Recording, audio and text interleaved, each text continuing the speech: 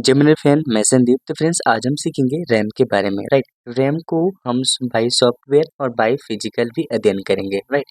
तो चलिए सीखते हैं। तो फ्रेंड्स सबसे पहले समझते हैं रैम क्या है। रैम हम वर्क कैसे करते हैं। देखिए, जो रैम होता है हमारे सिस्टम में लोड लेने का काम करता है। चाहे आपका कोई भी सॉफ्टवेयर हो, जो लोड लेता है वो हमारा रैम ही लेता है, राइट। जैसे कि अगर आपको कोई भी सिस्टम को ऑन करना है, आपको रैम की ज़रूरत है। बिना रैम के आप सिस्टम को ऑन नहीं कर सकते, क्योंकि जो सॉफ्टवेयर फाइल है वो लोड कहाँ लेगा, राइट। लोड के लिए रैम की आवश्यकता होती है, तो इसीलिए हम अपने सिस्टम में रैम को यूज करते हैं। अब चलिए समझते हैं कि हम अपने सिस्टम में रैम को कैसे चेक करें कि कितने जीबी का रैम लगा हुआ है। अगर कभी हम सिस्टम में अपने रैम को बढ़ाएंगे तो कौन सा रैम बढ़ाएंगे, DDR1, DDR2, DDR3, राइट। तो चलिए चेक करते हैं। तो यहाँ पे हमने विंडो ही प्रेस किया, कीबोर्ड में हमारा यहाँ पे फाइल मैनेजर ओपन हो चुका है, राइट। यहाँ पे हमें दिस पीसी में जाना है। दिस पीसी में आपको यहाँ पे माउस से राइट क्लिक करना है, इसके प्रॉपर्टीज में चले जाना है, राइट। तो चलिए यहाँ पे हम इसके प्रॉपर्टीज में चले जाते हैं। जैसे हम यहाँ पे इसके प्रॉपर्टीज में जाएंगे तो यहाँ पे अगर आपका लेटेस्ट विंडो अपडेट है तो यहाँ पे कुछ इस तरह का शो होगा। जैसे कि हमारे जो सिस्टम है यहाँ पे 6 GB रैम लगे हुए हैं, राइट। और जो हमारा रैम है वो DDR3 है। जब हम कभी रैम बढ़ाएंगे तो DDR3 का ही रैम बढ़ाएंगे, राइट। DDR3 का ही हम 8 GB का रैम बढ़ा सकते हैं, 16 GB का रैम बढ़ा सकते हैं अपने सिस्टम में, और भी अधिक बढ़ा सकते हैं, राइट। और नीचे और भी अच्छी से डिटेल देखना है तो यहाँ पे रैम के बारे में देख सकते हैं कितना यूजेबल हमारा रैम है, राइट। तो यहाँ पे शो हो जाते हैं। ये तो हो गई रैम के बारे में। चलिए इसको और बेसिक से अध्ययन करते हैं। जो हमारा सबसे पहला रैम था वो DDR था, ठीक है। जो हमारा DDR जो रैम था उसके जो IC होते थे वहाँ पे जो स्टिकर लगे हुए थे रैम के, वहाँ पे ओनली PC लिखा हुआ रहता था, राइट। और उसके जो यहाँ पे देख पाएंगे कि जो उसके IC होते थे कितने बिग हैं, राइट। जो आज के जो जो DDR आ रहे हैं, जो रैम आ रहे हैं, वहाँ पे जो उसके IC है स्मॉल आ रहे हैं, राइट। यहाँ पे काफ़ी बिग है। साथ में इसके जो नोके होते थे देख पाएँगे बाकियों से कितने डिफरेंट है, राइट। सबसे अलग है, यहाँ पे सबके नोके अलग-अलग होते हैं, क्योंकि जो मदरबोर्ड में जो आपका जो रैम लगेगा, जो मदरबोर्ड के अकॉर्डिंग ही रैम लगता है, ठीक है। तो यहाँ पे जैसे कि DDR1 का मदरबोर्ड है तो यहाँ पे आपको DDR1 का ही लगेगा। साथ में आपको फ्रीक्वेंसी का ध्यान रखना है।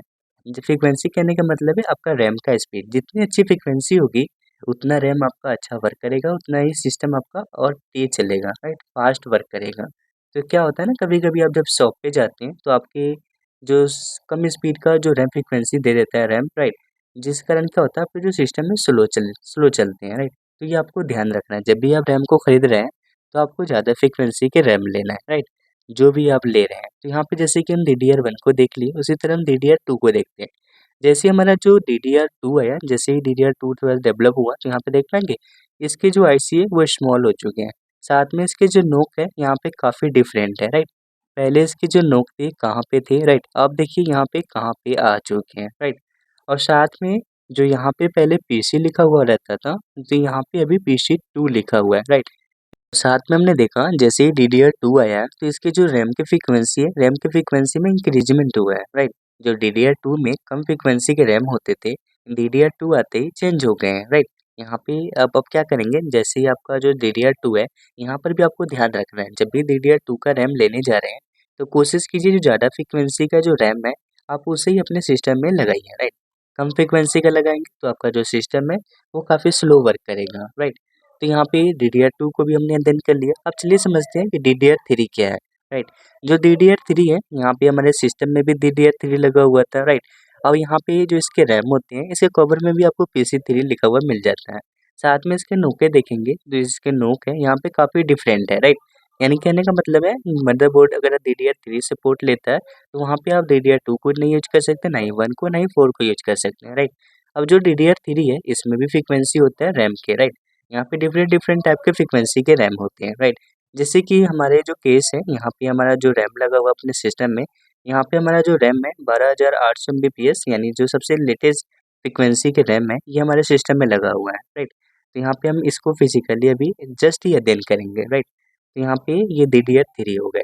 उसी तरह जो DDR4 है तो यहाँ पे DDR4 में PC4 लिखे होंगे, तो यहाँ पे आप पहचान सकते हैं कि DDR4 का रैम है, राइट।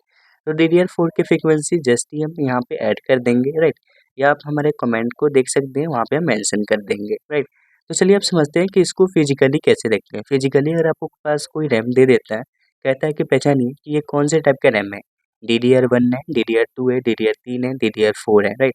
और कितने जीबी का रैम है, राइट, और कैसे फ्रीक्वेंसी को देखेंगे। तो चलिए समझते हैं कि हमारे पास ये जो रैम है हमारे अपने सिस्टम से भी जस्ट ही निकालनी है, राइट। यहाँ पे देखिए ये हमारे पास एक रैम है, राइट।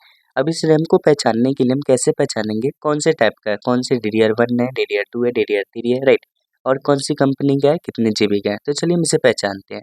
तो इसे हम थोड़ा सा जूम करते हैं। तो यहाँ पे देखिए जब भी कोई आप रैम लेते हैं तो यहाँ पे उसके सबसे पहले उससे कंपनी का नाम लिखा होता है, जैसे कि साइनेंस कंपनी का रैम है, राइट। कितने जीबी का है, तो यहाँ पे हमारे पास 4 GB का रैम है, राइट। और जो DDR1 है, DDR2 है, देखिए यहाँ पे PC लिखा हुआ है, DDR ना लिखे PC 3 लिखा हुआ है, राइट। कहने का मतलब है ये DDR3 रैम है, राइट। और साथ में देखिए इसकी फ्रीक्वेंसी भी लिखे हुए हैं 12,800, यानी कहने का मतलब है 12,000 हमने 800 अभी देखा था, ये DDR3 के लेटेस्ट फ्रीक्वेंसी है, राइट। तो जो हमारा DDR3 के लेटेस्ट फ्रीक्वेंसी है 12,800, राइट। अगर आप इसको अपने सिस्टम में वर्क करेंगे तो आपका जो सिस्टम है काफ़ी तेज चलेगा, राइट। और साथ में अब इसके जो आईसी देखेंगे तो इसके आईसी एकदम स्मॉल है, राइट, यहाँ पे देख पाएंगे। और जस्ट हम यहाँ पे एक और रैम देखते हैं जो कि हमारा है DDR, राइट। जब हमारा जो पहला जो रैम था जो DDR आया था, यहाँ पे देखेंगे इसके जो आईसी है कितने बिग है, राइट। अब यहाँ पे कहेंगे सर यहाँ पे ओनली PC लिखा हुआ है, PC1 तो लिखा हुआ नहीं है। देखिए यहाँ पे ओनली PC से भी पहचान सकते हैं कि आपका DDR1 है, ठीक है। 1 GB का रैम है और DDR1 है, यहाँ पे DDR भी लिखा हुआ है, साथ में मेंशन भी है, राइट। और इसके जो नोक है यहाँ पे काफ़ी डिफरेंट होता है, इसके जो आईसी है काफ़ी बिग है, राइट। आप आईसी भी देख सकते हैं। अगर हम चलिए अब सीखते हैं कि रैम को अपने सिस्टम में लगाते कैसे हैं, राइट। यहाँ पे देखेंगे तो इसके बैक साइड में भी यहाँ पे आपको आईसी मिल जाए। काफ़ी पहले आईसी लगाते थे ना, हम काफ़ी स्मॉल हो चुके हैं। अब हमारे पास ये गीगाबाइट का मदरबोर्ड है, इसमें हम रैम लगाना चाहते हैं। तो रैम को हम कैसे लगाएंगे, तो चलिए सीखते हैं। तो देखिए जब भी कोई भी मदरबोर्ड होता है वहाँ पे लिखा होता है कि ये जैसे कि हमारा मदरबोर्ड है ये डुअल चैनल है, राइट। DDR कहने का मतलब है यहाँ पे हम 2 रैम लगा सकते हैं, इसलिए यहाँ पे हम रैम लगाते हैं। तो यहाँ पे हमारे पास जो DDR3 का वो हमारे पास रैम था, हमने यहाँ पे हमारे पास बोर्ड पड़ा हुआ था, तो यहीं पे हम आपको लगा कर दिखाते हैं, राइट।